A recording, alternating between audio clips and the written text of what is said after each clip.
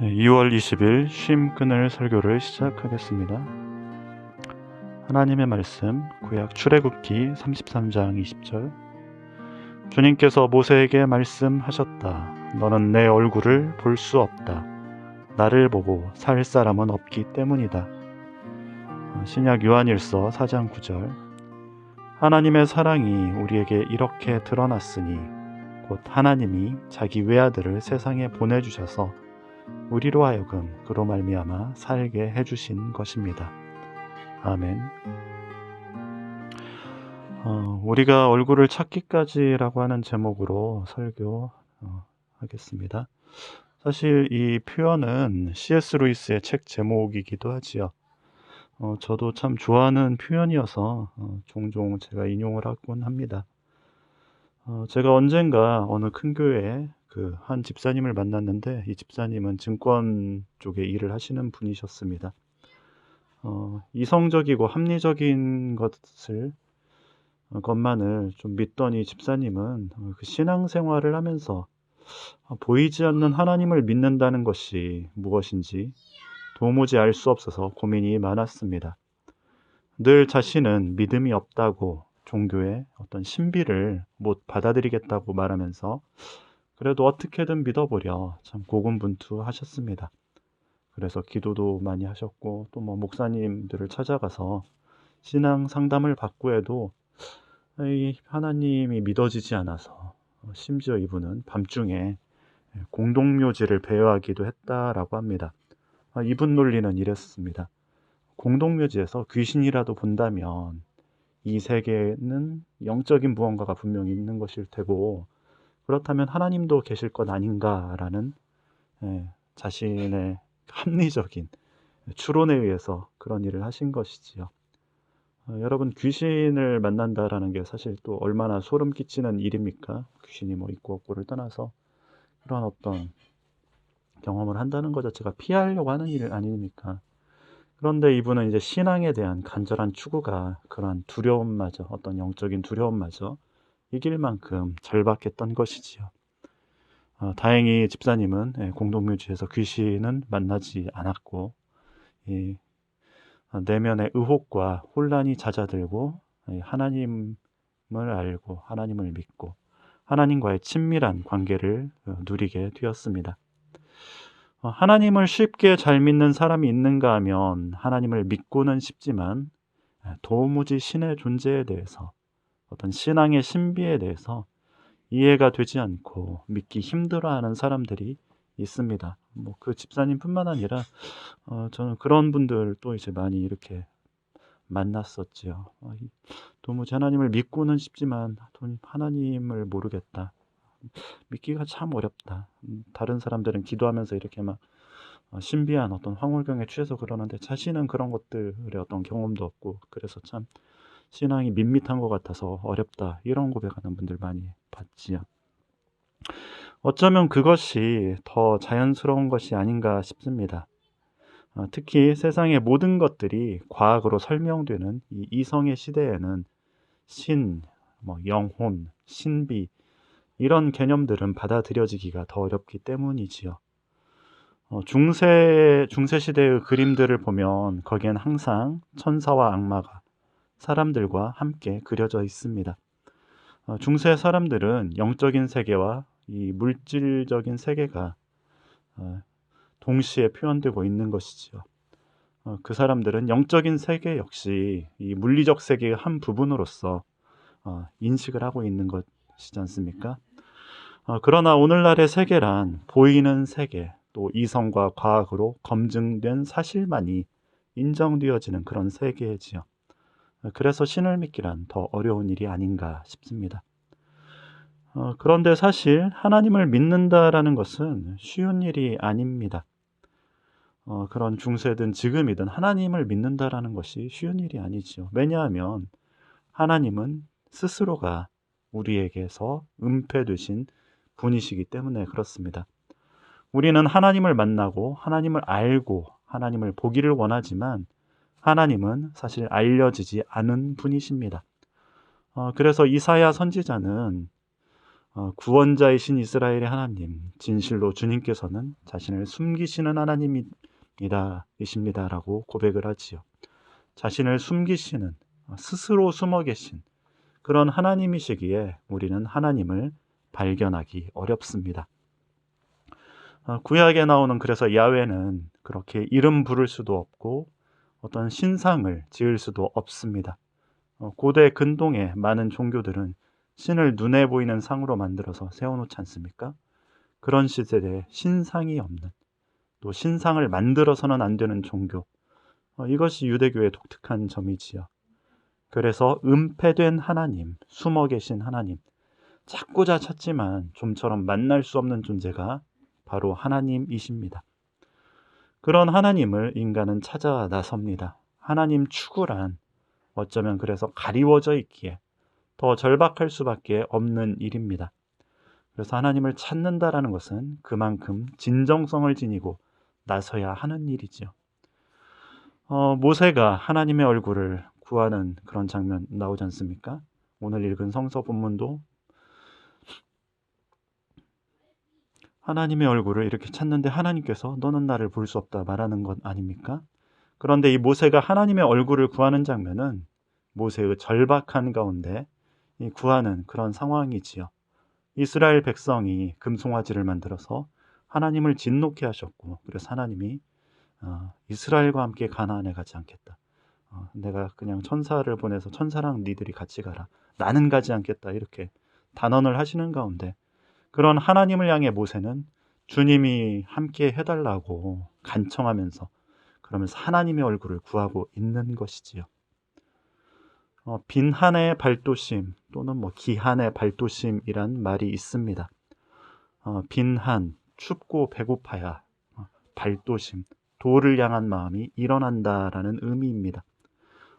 불교에 나오는 이런 표현이지요. 모세는 존재의 위기 속에서 진실로 하나님의 얼굴을 구합니다. 그저 그럴듯하게 금으로 만들어진 금송아지를 하나님이라 하지 않고 참 하나님을 구하고 찾습니다. 지난 설교에서도 말씀드린 것처럼 하나님의 영광을 본다는 것은 심판임을 모세는 이미 잘 알고 있지요. 왜냐하면 그가 이미 미디안 광야에서 경험했던 일입니다. 타는 불 가운데서 하나님의 임재를 경험했었지요. 하나님을 만난다라는 것이 심판이라는 것을 알면서도 모세는 하나님의 얼굴을 보여달라 간청합니다. 진리를 향한 결기가 담겨져 있습니다. 하나님의 얼굴을 봄이란 죽음을 의미하지요. 그런데 모세는 죽음을 겪고서라도 봐야 될 진리가 있음을 고백하는 것이죠. 그렇지 않다면 하나님 없이 이 가나안 땅에 간다 한들, 젖과 꿀이 흐르는 그곳에서 풍요를 누리며 산다 한들 그것이 삶이 아님을 알기 때문입니다. 토머스 머튼은 우리는 허무한 것들 속에서 자신을 소모하다가 죽어갑니다 라고 그의 기도시에서 표현을 합니다. 우리가 사는 것은 삶을 사는 게 아니라 우리의 죽음을 살아갑니다.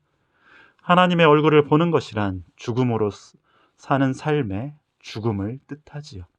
신의 얼굴을 본다라는 것은 더 이상의 죽어서 살던 나, 이전의 나로 사는 그 삶이 이제는 죽는다라는 뜻입니다. 줄탁동시라는 말이 있습니다. 이것도 이제 불교의 중요한 화두 가운데 하나지요.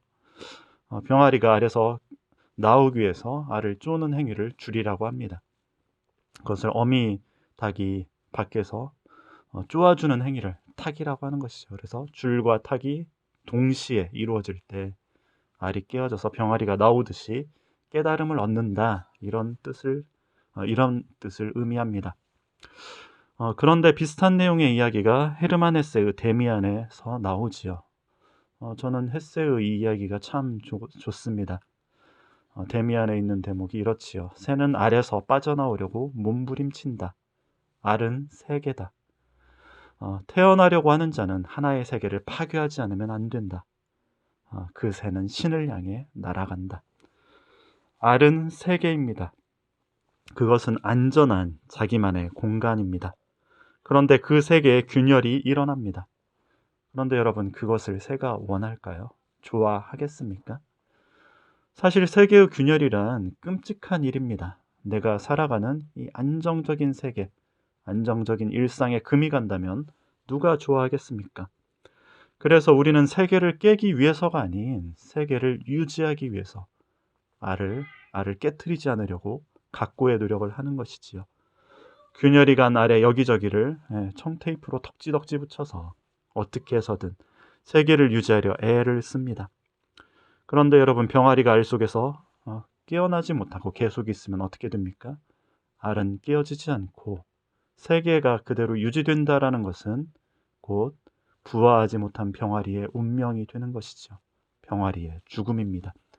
고치 속의 번데기가 우화하지 못하고 우화해서 나비가 되지 못하고 번데기인 채로 죽음을 맞이합니다. 머튼의 말처럼 우리 자신은 언젠가부터 생의 활기를 잃고 진정한 내가 되지 못한 채 허무한 것 속에서 자신을 소모하다가 죽어가고 있습니다. 우리를 들뜨게 하는 것들이 간혹 있지만 그때뿐이며 지속되지 못합니다. 언젠가부터 삶의 이 의미를 이야기하고 진정한 삶, 영적인 삶, 내적 삶에 대한 이야기들이 아예 들리지 않습니다. 세계의 균열은 그때그때 적당히 봉합해 놓고 덕지덕지 기워진 알 속에서 안전하다라면서 지독히도 내적으로 비난한 생을 연명해 가고 있습니다.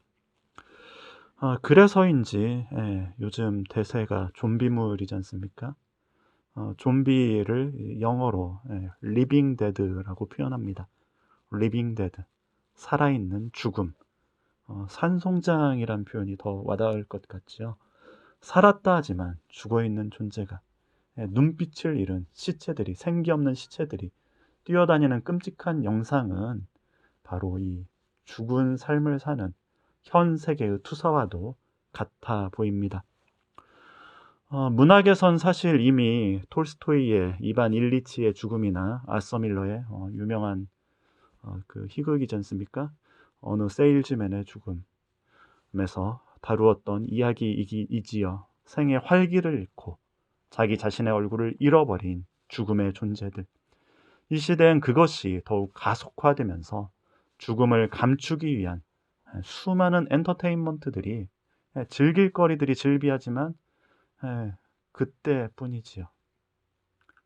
하나님의 얼굴을 구하는 것, 신을 만난다라는 것은 산 죽음을 죽음으로 돌려보내는 일입니다. 타는 불꽃 앞에 우리의 거짓 자아는 타서 재가 됩니다.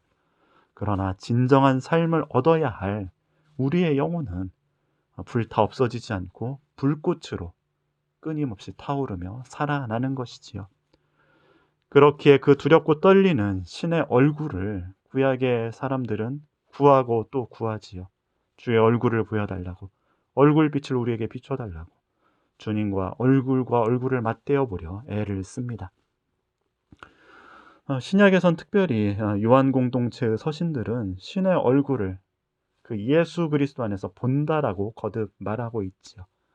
아무 때나 하나님을 본 사람이 없지만 하나님 품속에 계신 외아들께서 하나님을 나타내셨다라고 말합니다. 하나님 품속에 계신 하나님, 그 말씀이신 하나님을 눈으로 보았고 귀로 들었고 손으로 만진 바 되었다라고 말하지요. 우리는 예수를 통해서 하나님을 봅니다. 여러분, 예수님은 어떤 얼굴일까요? 여러분이 만나는 예수님은 어떤 얼굴을 하고 계십니까? 제게 예수님은 참 사람의 얼굴입니다. 그분이 하나님의 아들이시라는 것은 인간 아닌 신적인 존재다, 이런 의미가 아니지요. 그분은 온전한 인간이시며 또 온전한 하나님이십니다. 이 표현은 이렇게도 쓸 수 있을 겁니다. 그분은 온전한 인간이시기에, 인간으로서 온전하시기에 신이시다. 니케아 신조는 그래서 예수님을 베레 호모, 베레 데우스, 베레는 이제 라틴어로 이제 그 참, 진짜 이런 의미죠. 순수한 뭐 이런 의미인데 참 인간, 참 하나님이라고 니케아 신조는 고백을 하는 것이지요. 예수를 통해 저는 참 인간의 길을, 참된 나 자신의 길을 찾고 발견합니다. 그것은 획일적인 어떤 정형화된 인간상이 아닙니다. 예수는 각 사람을 그 사람의 모습대로 이름 부르며 존재 자체를 존중하시는 인격적인 하나님이시지요. 사람마다의 다름을 인정하고 그 사람이 자신의 모습으로 형상화되도록 돕는 분이십니다. 우리가 예수를 만난다라는 것은 곧 내가 나 자신의 모습으로 살아가도록 돕는 분을 만난다는 의미입니다. 그것이 예수님의 온유함이지요. 인간이 삶을 산다는 것은 자신의 얼굴을 가지고 자기의 이름으로 살아감을 뜻합니다. 그것이 우리를 향한 주님의 사랑입니다. 너 자신의 얼굴을 지녀라. 너 자신의 삶을 살아라. 죽음을 살지 마라. 예수님은 자신이 온전한 인간으로 삶을 사셨기에 우리로 하여금 자신의 삶을 살아도 된다라는 용기를 주십니다. 주님은 우리가 또한 진정한 나 자신으로 살도록 우리를 일으켜 세우시고 또 깨닫게 하시고 힘을 불어 넣어주시는 분이십니다. 기도는 우리를 향하신 주님의 음성을 듣는 일입니다. 우리를 책망하지 않으시고 우리의 존재의 진실한 모습으로 이 험악한 세상에 굴하지 않고 살아가도록 내면을 다독이시는 주님의 손길을 경험하는 것이 바로 기도이지요. 그렇기에 여러분 주님의 이름을 부르며 주님의 얼굴을 구하며 진정 여러분 자신의 얼굴을 찾으십시오. 그리고 자신의 이름으로 자신의 얼굴로 이 땅을 참 인간으로 살아가십시오. 그것이 주님의 길이었으며 우리가 또한 가야 할 우리의 길입니다. 기도드리겠습니다. 사랑의 주님, 주님의 얼굴을 구합니다. 우리가 참된 우리 자신의 얼굴을 주님 안에서 찾게 하시고 우리 자신의 모습으로 견고하게 이 시대를 살아가게 하소서. 무엇보다 사랑받고 사랑할 줄 아는 인간이 되게 하소서. 그것이 이 험악한 시대를 비추는 빛이길 소원합니다. 아멘.